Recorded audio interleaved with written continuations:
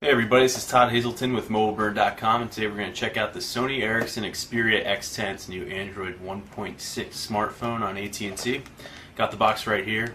It's retailing for $149.99 with a 2-year contract, and it has a custom user interface, Timescape, Mediascape, a bunch of cool things we'll check out, and I'll walk you through it. Quickly look at the box and we'll get started here. Move around, you can see it says it comes with a battery, charger, micro USB cable, a 2GB micro SD card, 3.5mm headset, and a quick start guide. Our unit here actually doesn't have the headset, but you can expect it in your box. Around the back, we have the Android OS. I believe it's 1.5 or 1.6. Not 2, not 2.1, and not 2.2. So that's a little stale feeling, but we'll get into that in a bit. Here we have Wi-Fi support for BG, and as well as for the AT&T hotspots. 8.1 megapixel camera. We'll go through that. Stereo, Bluetooth. And some of the unique features here, Timescape and Mediascape, are part of Sony Ericsson's custom user interface. So we'll check that out in just a bit. Going through the box, here's the aforementioned quick start guide. It's the phone itself, which we'll go over in just a sec.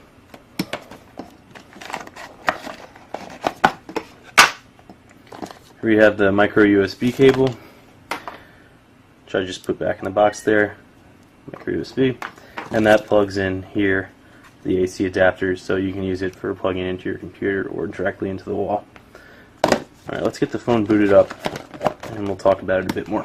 Okay, here's the Xperia X10 up close. Move around the unit really quickly. You have a 4-inch touchscreen up front. Here's the 8.1 megapixel camera with autofocus and LED flash. Here you can see the AT&T logo. Camera quick launch button, volume toggle keys. 3.5mm headphone jack up top, power button, and this is the hatch for the micro USB port there. Pretty easy to remove. Not much on the bottom, looks like a little keychain hanger there. Pop off the back cover. Sort of have to get it at an angle up here. See, the SIM card comes with a 2GB micro SD card, and here you have the 1500 milliamp hour battery. Plastic cover snaps on quite easily. Now let's go through some of the software features here. Okay, so as I said earlier, it runs. This is running Android 1.6. Most phones these days are at 2.1, hopefully 2.2 when they're coming out on the market right now. We're expecting the 2.2 upgrade. So some of it feels a bit stale despite this custom user interface. You can see it's nothing like you've seen before in terms of Android. That's because Sony Ericsson created it. So you have 3 home screens here to customize. That's not much considering most are offering 5 or more. And then up top we have some of the popular social networks. This is Twitter going right there, but we also have Facebook that can work with as well, and that's called Timescape. Click that, and it brings up this fancy user interface with the most recent tweets, messages, direct messages, etc. Click one. Here we have Michelle Orrell, our managing editor. Click that little infinite button, and it'll show that we can add her as a contact. If we had her as a contact, it would show other information, text messages, stuff like that we've had with her. And here we have sort of her image, but it's a bit blurry, hard to see. On camera it looks okay, I can tell, but up close it's really kind of distorted. Go back to Timescape. Check out another one here. So if we wanted to add them as a contact, then click Create New Contact. Add their first and last name, add a custom photo if we wanted to. Also add a phone number, a home phone, a ringtone, and choose to send calls directly to voicemail. Link the contact, and this is where we could link it to Facebook or Twitter, or add other fields. So we can add email, IM, postal address.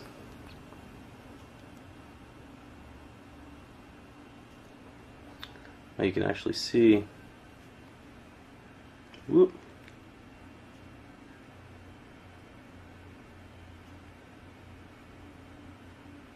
some sluggishness here. I wanted to go back.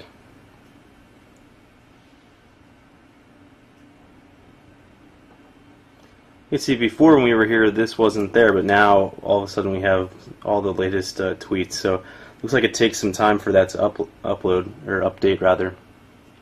I forgot to show you also on the bottom, go to info. Here it says most recent tweet. My photos, should we have photos of that contact? And then back to the phone book. Some of this can kind of get a little iffy. I feel like I'm bouncing around. I thought I was in Twitter, and then it sort of switched to the contact.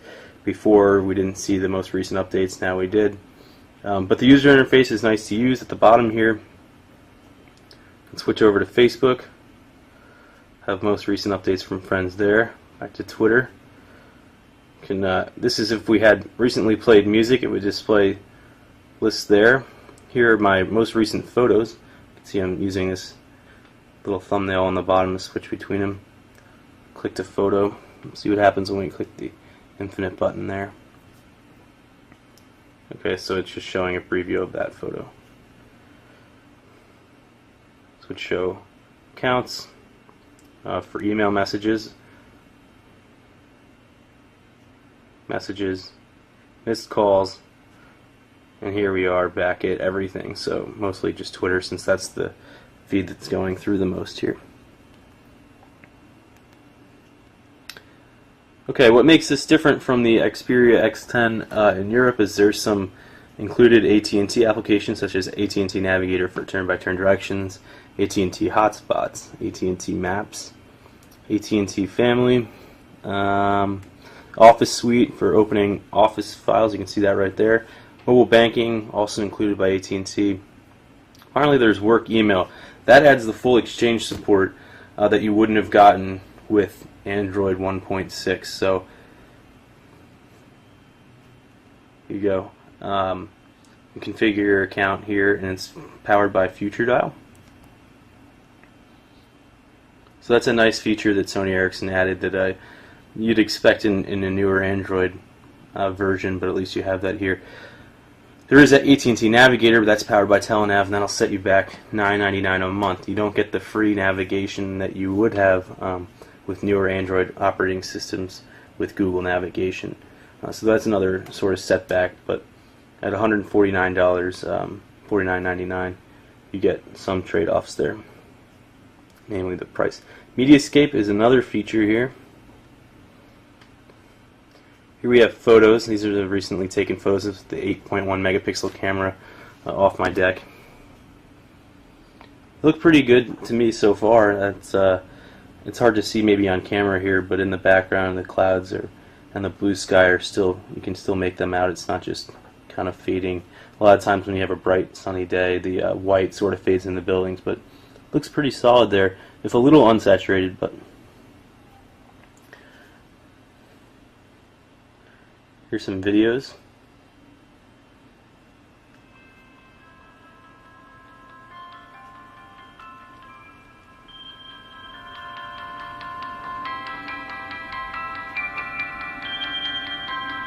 Looks real nice on the full screen here.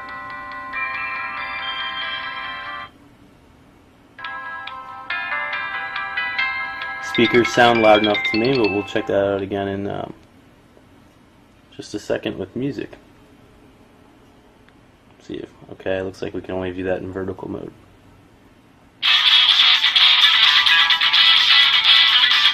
Okay, so right now we're playing a song. Turn it down. Right now we're playing a song, and what makes this unique is that if we click this infinite button again, sort of like we have in the social network things, on the bottom we have what's on the memory card, but we can also search YouTube and automatically bring in videos that might be there from this artist. So here we have the fast forwards, and these are YouTube videos automatically linked for us from that artist. So if you have a bunch of albums on your micro SD card for music you like, and you want to quickly play a music video for one of the songs, you can do that. Here we're just using 3G, and I'm not using my Wi-Fi network, so it seems to be taking a bit of time.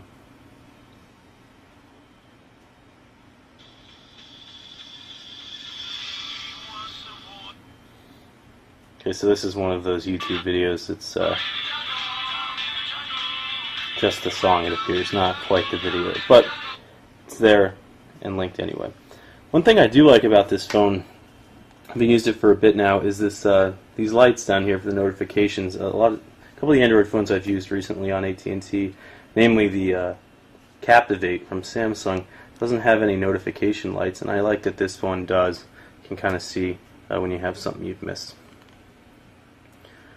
Let's see if we've missed anything else here. I'll show you the web browser, although we've gone through this in our initial hands-on with the device. Keyboard's nice. Sony Ericsson said that they worked on that when I met with them. It's a little bigger than this. Whoop.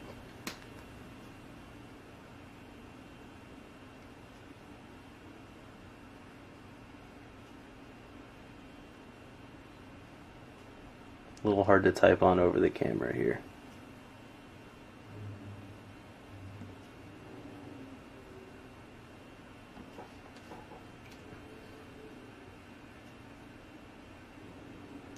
So quick to load our mobile site. Now we'll go to the full HTML one.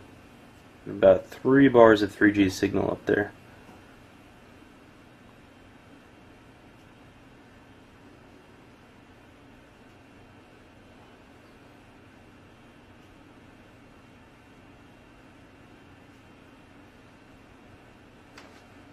Alright.